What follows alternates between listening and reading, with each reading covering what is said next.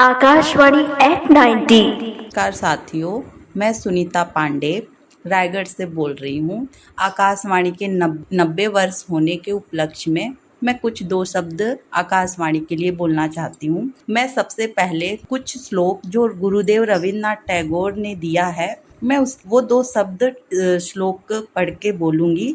यत्र विश्वम भवत्येक नीडम। इस श्लोक का अर्थ, जहाँ पूरा विश्व एक छोटे घोंसले के समान समाहित हो सकता है और यह वैश्विक एकता और शांति का संदेश देता है। आकाशवाणी रेडियो तरंगों का उपयोग करके सूचना प्रसारित और सूचना करने की एक तकनीक है।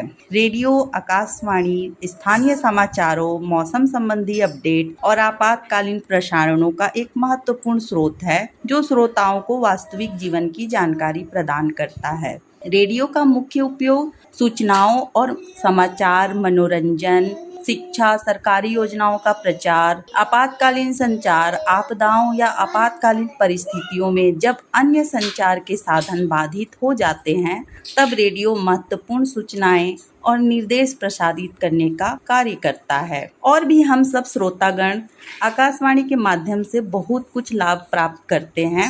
मैं भी आकाशवाणी के माध्यम से बहुत कुछ लाभ प्राप्त करती हूँ। इसी तरह मैं अपने शब्दों को विराम देना चाहती हूँ और आकाशवाणी के 90 वर्ष पूर्ण हो जाने के उपलक्ष्य में बहुत बहुत बधाई देती हूँ। धन्यवाद।